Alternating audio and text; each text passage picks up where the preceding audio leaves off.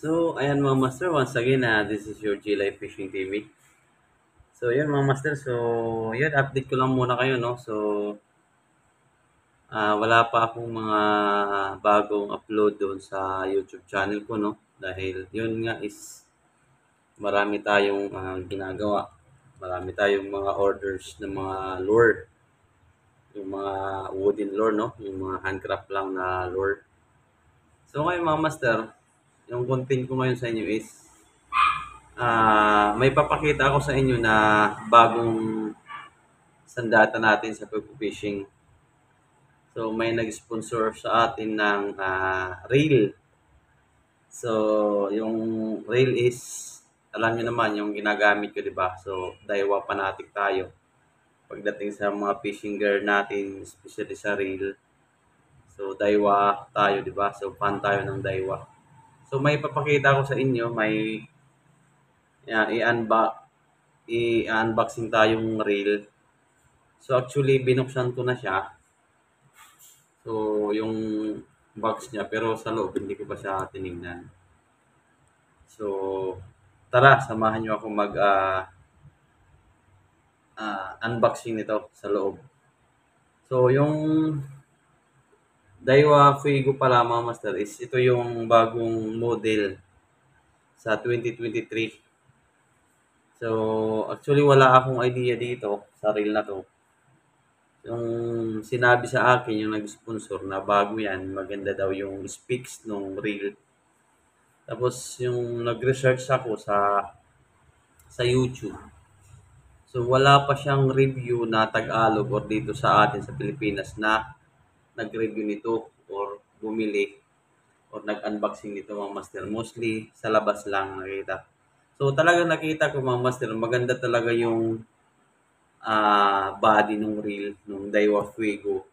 Pagkakaalam ko kasi may yung model nito is yung latest is yung 2021 pa. Pero ito 2023 to.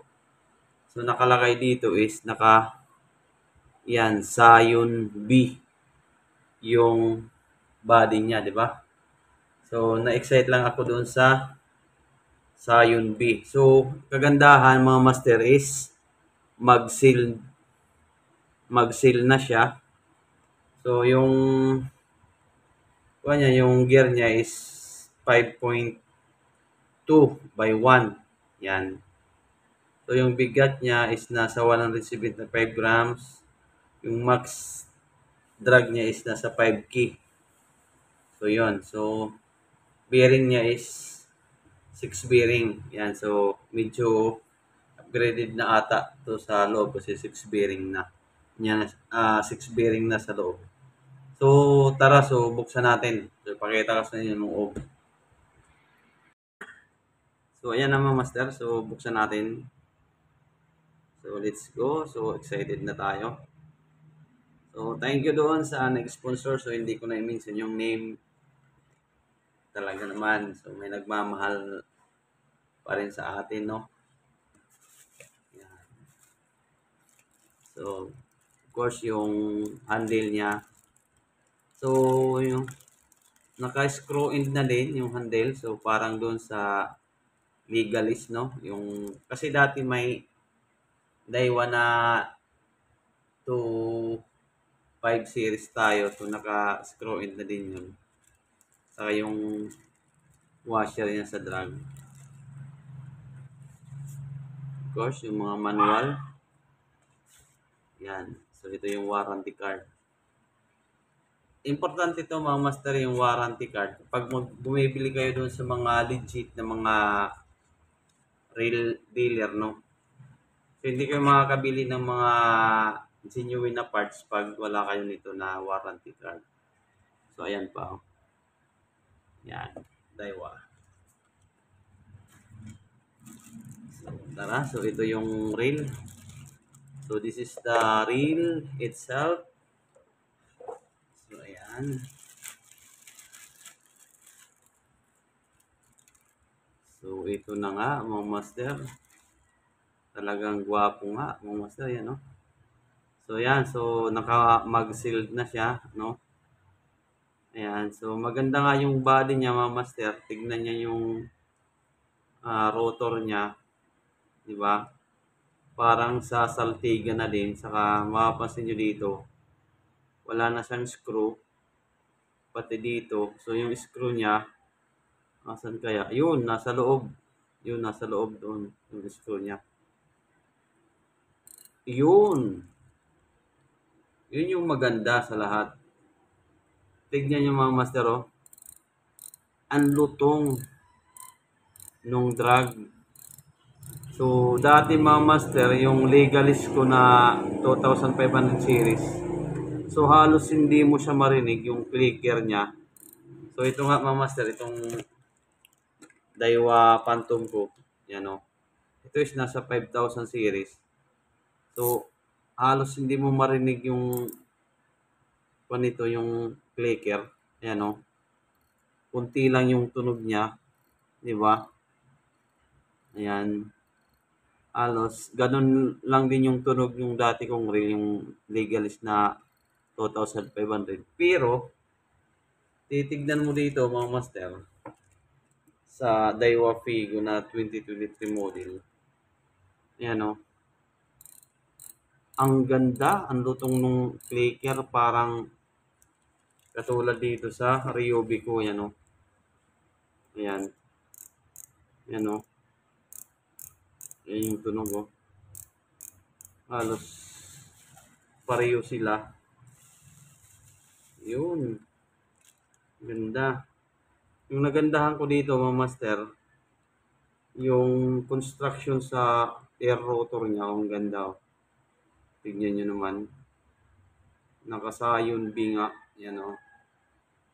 Tsaka, napansin ko dito, is yung sa line roller niya, parang, ayan, parang, saan kaya lalagay yung line? Parang,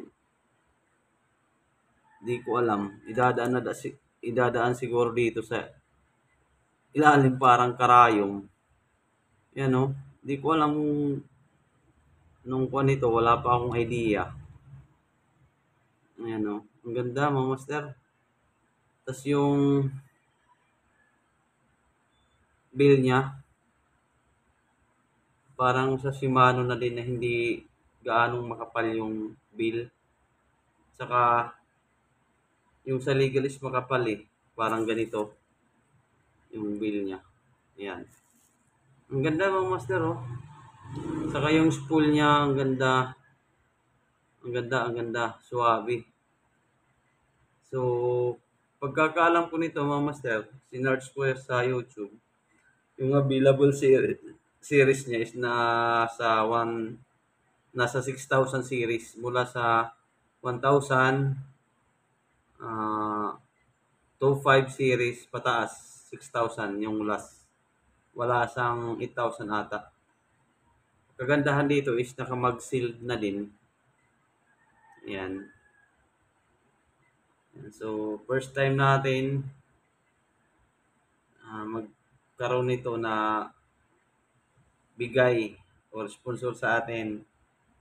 So, dahil Daiwa fan tayo, siguro binigyan tayo. So, maganda master astig. So, yun yung nagandahan ko dito. Ayan. Parang saltigan na talaga yung structure ng rail. Ang ganda. Saka nagustuhan ko dito yung drag. Ayan o. Medyo hindi na sila nagtipid sa material dito. Karaniwan kasi yung gamit ko dati, Daiwa, talaga mahina pagdating sa clicker dito. Yan o. Suwabe mga master. Ang ganda o. Kita nyo naman o. Ang ganda. So, ayan, naka-air drive siya. Maganda dito is mag-sealed na din mga master. So, may rubber siya dito tulad sa Phantom ko. Yan. Yan o. So, halos parehas lang sila ng laki. Mas mahaba la tong Daiwa na to. Yun mga master. So, hindi ko maibibigay sa iyo yung link nito kung saan napili. Eh, kasi is sponsored lang sa atin 'to. Di ko alam kung saan binili, pero yung nagbigay nito is nasa labas ng bansa. Hindi ko na papangalanan. So, alam niyo naman, mahirap na. Yan. Hindi ko nga alam kung magkano 'to, eh. So, wala akong idea. Ano, basta. Ang ganda. Ayan. Ang ganda, ayos. Wala pa akong idea dito, mga master. So, hinahanap ko sana yung sa box kung may mag-sealed na oil, yung parang sa Binom. Yan yung kasi yung nilalagay dito. So, pag sinabi kasing mag-sealed yung dito niya sa may ilalim ng rotor. Pero it doesn't mean na hindi na siya papasukan ng tubig. May mga instances pa rin, mga master, na makakapinit ng tubig. So, hindi lang siya advisable ilubog. Pero kung mga talsik lang, okay siya. Yan. So, pagdating sa spool is, I think mailulog dito yung 300 meters na 6 lbit saka 8. Malalim naman din. So, ito may dito sa 1000 series. Yan. Nag-search ako nito. Na papansin nyo dyan is Fuego LT 1000D. So, may isa pa yan ang tawag dito, parang XD ata yon, parang extra gear. XG, parang may extra gear. Ito kasi yung gear niya is nagre-range lang ng 5.2. Siguro yung 1000 XG is nasa 6.2 ata. Kung di ako nagkakamali. Yan, mga master. So, yun yung maganda sa kanya kasi naka mag-sealed na. Yung sa Legalis ko dati, hindi pa yung naka mag-seal.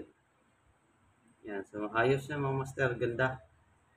So, parang ako pa lang siguro yung nag-review nito. So, highly recommended, mga master. Subukan nyo, try. Hindi ko lang alam kung mayroon na to sa fishing villa. Hindi ko alam. Kasi parang sa kuan to, yung parang Stradic 2023 model. So, ito naman yung pinagtapat siguro nila dun sa Stradic na 2023 model, mga master. Yan, no? Ang ganda. So, nagustuhan ko sa lahat dito, all in all, mga master, yung drag. Kasi sa Daiwa kasi, halos hindi mo marinig yung drag niya. Pag ini-strike, halos hindi mo marinig. At least, nag-improve na sila dun sa clicker. Pero, although Daiwa fanatic talaga tayo, Daiwa user tayo, mga master. So, yun lang yung masasabi ko. So, time's up. Thank you sa nagbigay sa akin ito. Walang masabi, speechless, no? So, super. Thank you, and God bless.